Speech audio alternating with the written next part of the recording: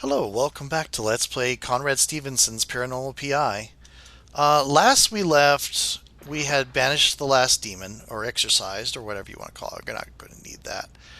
Um, and uh, and found the last bit of evidence we need for the poltergeist that's in the Hurley house. So that should be the last thing we need.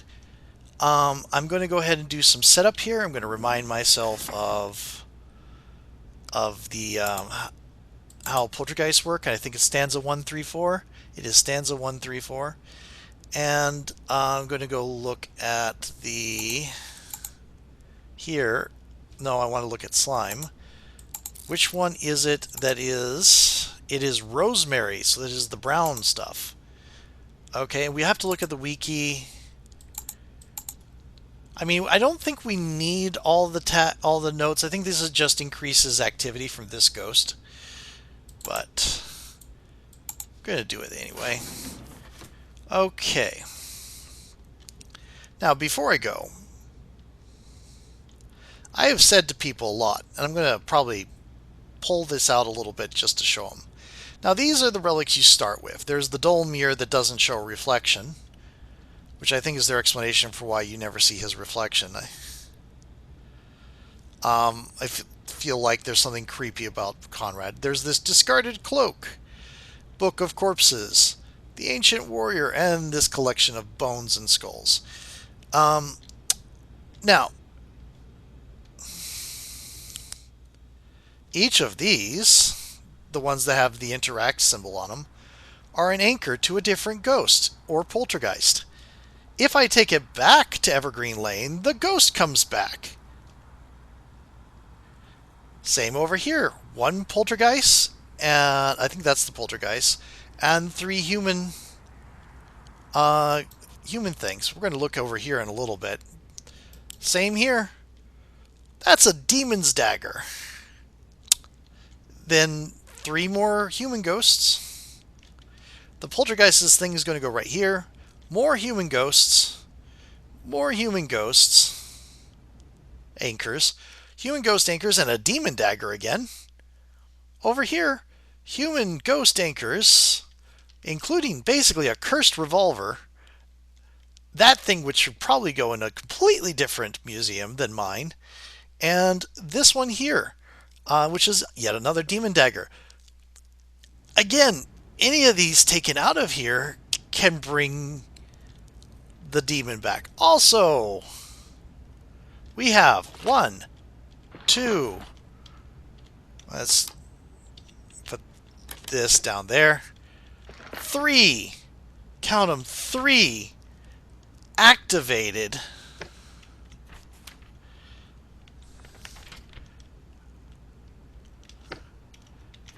summoning circle, demon summoning circles, with the names pointed out and everything. Protected by one of these rope barrier things, and a glass window, and a gift shop.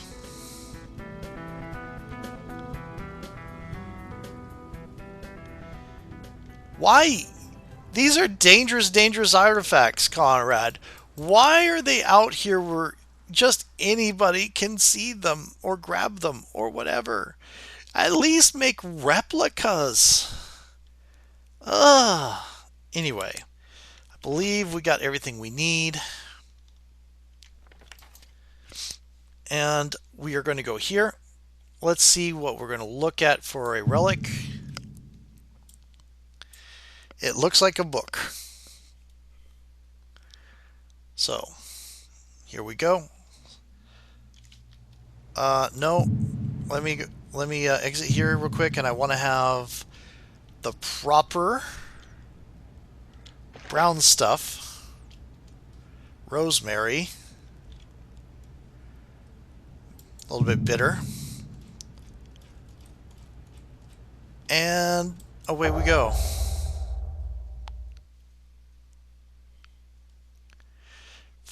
And leaving the oh-so-secure museum behind for the night. I'm fairly confident I've released more than half the ghost at Bar Harbor Lighthouse. I just hope my endeavor doesn't release the lore and legends that have been brewing here for the last couple centuries. Indeed. Okay. So, we're going to look around for the relic. It's probably in here somewhere.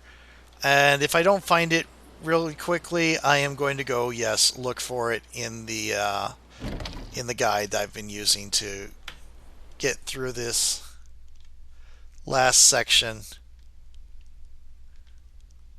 Never mind, it's right there.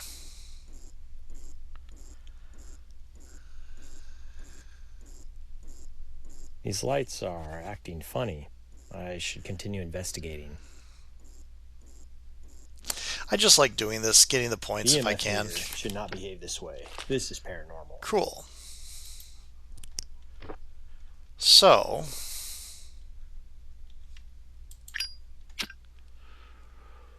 I often like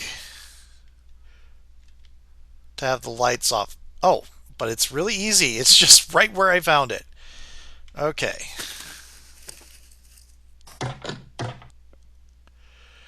$134. And it threw books at me as I did that. Who preservereth the conversion of realms for thy lords? I knoweth thy name. Give me leave to commune thy gates. Okay. Now I just need to find where the poltergeist is drawing energy from. Okay. It looks like it's going up.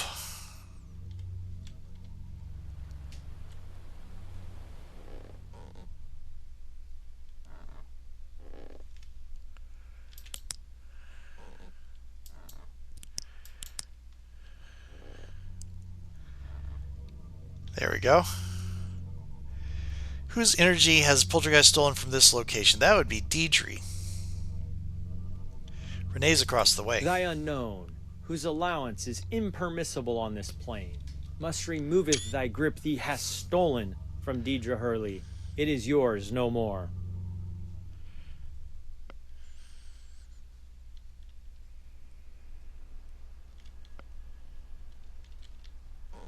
Okay.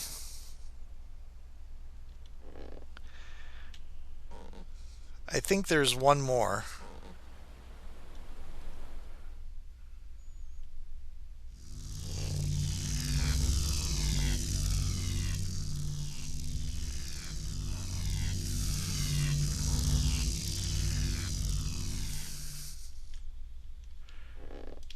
Okay. There we go. Renee Novak. Thy unknown, whose allowance is impermissible on this plane, must removeth thy grip thee hast stolen from Renee Novak. It is yours no more. Okay, that should be...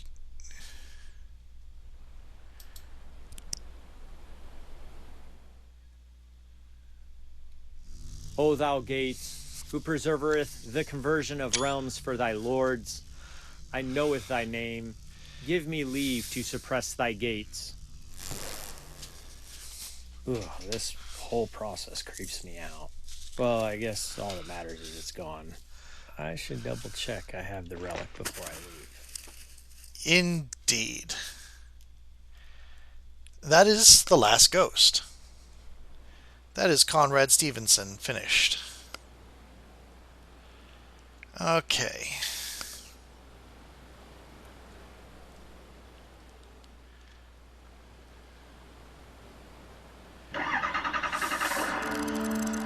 Okay. EMF readings, yep. Nope. None of those. None of those. None of those. Because taking a picture of the gate doesn't seem to count. Spirit released.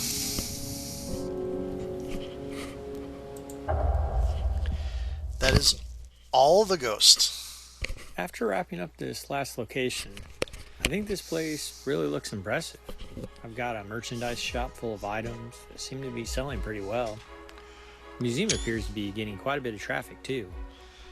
It's far fuller than I could have imagined.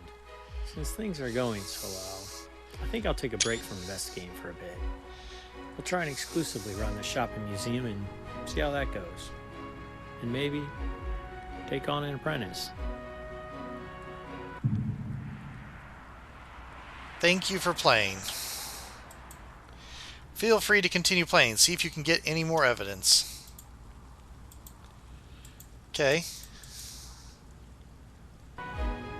Now, this seems kind of like I would probably want... This seems kind of a bland description. I mean, there's just shirts. I mean, there's the pillows, which I can't pick up. But the cups, the pillows, and the clothing, that's it. You would think you'd want more. Again, let's go over here. Hey, Poltergeist. All of these artifacts just here where anybody can grab them. Now, that is kind of a nitpick. That is just kind of like, I mean, that's for gameplay purposes. Because what it means is that I can take this back to Spruce Street Church area and continue messing around and try to, if I had missed any of his audios, I could try to get them. I could do that with any of these, and I could, if I somehow miraculously released all those ghosts and did not get up to a 500 XP on each location, I could go back to a location, awaken a particular ghost, study them, and learn more about their story. Or if I was just interested in learning more of their stories, I could do that. Now, here's the thing. When I first got this and I looked at the, what do you call it? The list of the smudge sticks here. We have juniper, thyme, mugwort, rosemary, and palo alto, and salt. None of these are white sage, which is the plant that has been driven into an endangered status because of the fact that you can use sage to spiritually purify your house. So I was like, oh cool, you didn't use sage. Wonderful. And then we get to Spruce Street and they decide to use a name that is taboo in the culture they grabbed it from to use for one of the demons, when they could have just made up something generic like they did with this demon. This demon had just a kind of generic 90s RPG demon name like Bloodgorger or something. This one was drawn from Slavic myth, Rusalka, which is kind of, it doesn't have the same sort of taboo that this one did, but still. And then you have this other issue, and I'm starting with the representation ones first. Most of these stories are incredibly in-depth for, as short as they are. And then you have, there is an indigenous Native American spirit in Spruce Street connected to this staff, which I really think should be in a different museum. But it's like their in-depth story for him is, oh yeah, he's been here forever. We call him Red Eyes. He shows up on that road over there. And then when you do the releasing of him, it is that he has been trying to keep people away from the demon because he's protecting people from the demon. That's the extent. We don't ever really get his name. We don't get any explanation for how he died or how he lived. The release is just guesswork of, hey, I can handle the demon for you. Don't worry. You've been sitting here doing this for hundreds of years, and then just random person is just going to come and fix it. And I had the same issue with this right here. This is for the ghost George. No surname, just George. Who was a slave who was beaten to death. And that is, we know he was a porter as well. And his audio files give you some more. But you don't really get the same depth of story that you get for like the doctor here.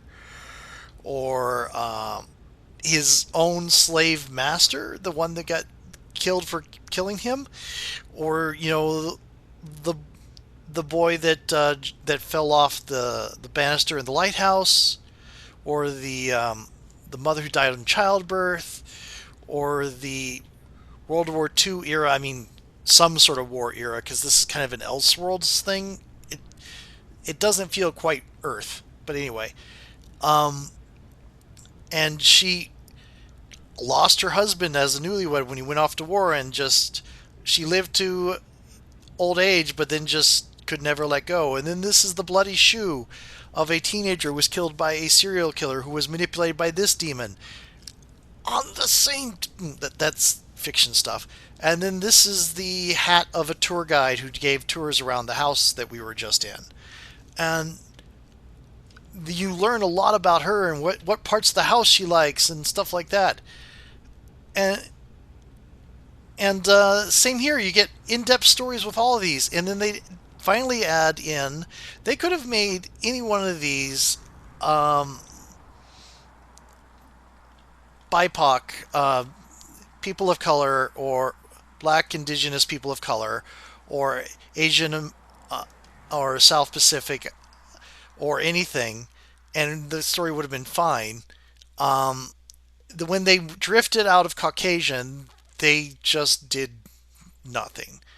It is very tropey cinematic. It was just very disappointing, and they were on the two largest maps in the game, Spruce Street and Bar Harbor Lighthouse. Him, I didn't even know about him. I stumbled upon him in a guide. I mean, they mention him in the wikis, but they don't mention he's a ghost you can free. I guess I should have known, but I never encountered evidence from him. His evidence is really tricky to get, apparently. Um, that is the representation issues. Gameplay, mostly strong. The small houses work really well. Uh, they use this sort of the same situation as Phasmophobia, where it's like the evidence is given on an RNG basis. Um, the difference between Phasmophobia and this is that Phasmophobia, you just need to know, yes, it talks on the spirit box. Yes, it makes the temperature freezing. Yes, it gets EMF all the way up to 5. You just need to know simple things like that. You need it to happen once.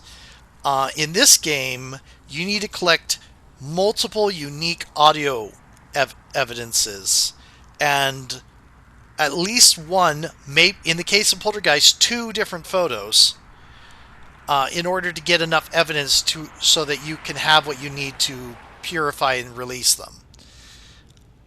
So you end up with cases, and if you've watched me through all the way here, you've seen this, where you are literally waiting around an hour trying to get things to happen. Now, in the small houses, it wasn't so bad. The ghosts kind of limited themselves to small areas, and I did have some long waits, but nothing that went too bad. But then you have, like, let's see here, and on this one, I was following a guide and made the evidence come very easy, which tells me there is ways to get the easier and over here as well. But like this, I waited in the right place, him spamming me with audio for like 2-3 videos, like an hour, trying to get the last bit of evidence I needed, and he wouldn't do it. So gameplay in the big maps, gameplay got frustrating, and the representation issues just made it even worse. Let's see. Most assume the entity capture here is fake because of its clarity. It is not. That just looks like a woman. That was okay. That's another thing. Okay, here, this is the last demon. Very clearly, Rusalka looks like a woman, soul maiden, whatever. This is the first demon. That looks nowhere close. It's generic flaming demon. This is the other demon. It's like a big deer skull, green glowing nastiness. And then they both had vaguely masculine voices, right? And this one has a woman's voice and is like it's a pretty lady. I thought for a moment that they were going to do a thing where she transforms into a monster because that would be very Rusalka-ish from what I know of the myths. They're kind of like undead mermaid type things, but no, she just is a pretty lady. So gameplay and the stories were mostly strong, but then when we got to the two biggest maps, it was just disappointing.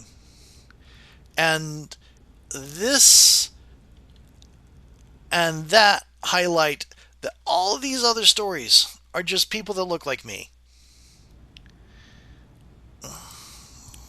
And it's just a little bit frustrating. The the only two stories that didn't get any real depth, aside from the supernatural monsters, the poltergeists and the demons don't get much story to them. I mean, there is some pretty generic lore, and I appreciate making generic demon lore and not really being clear on if this is Earth and the same religions as we have or not. But they're definitely doing it to try to be as close to Earth-like as they can. But I appreciate having the demons just get known by different names all around the place, and you have to find the true name, and it's something silly like Soul Maiden. That's kind of cool. But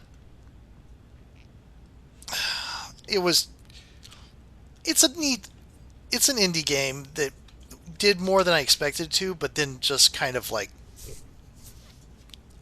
irritated me in the last thing bits. So if they do a DLC, I probably won't come back to it.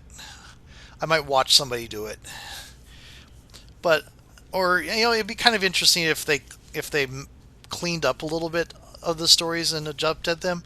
But anyway, that's Conrad Stevenson's Paranormal PI for me right now. I'm going to be doing something else after this, but I've got a lot of videos for this already stacked up, so that will be, I guess it'll be next week for people watching this. But for me, it'll be several months. It'll be a couple months down the line because I've got a lot of backlog on this. So it's going to be a while before I need to record anymore for Fridays. Talk to you then. I'm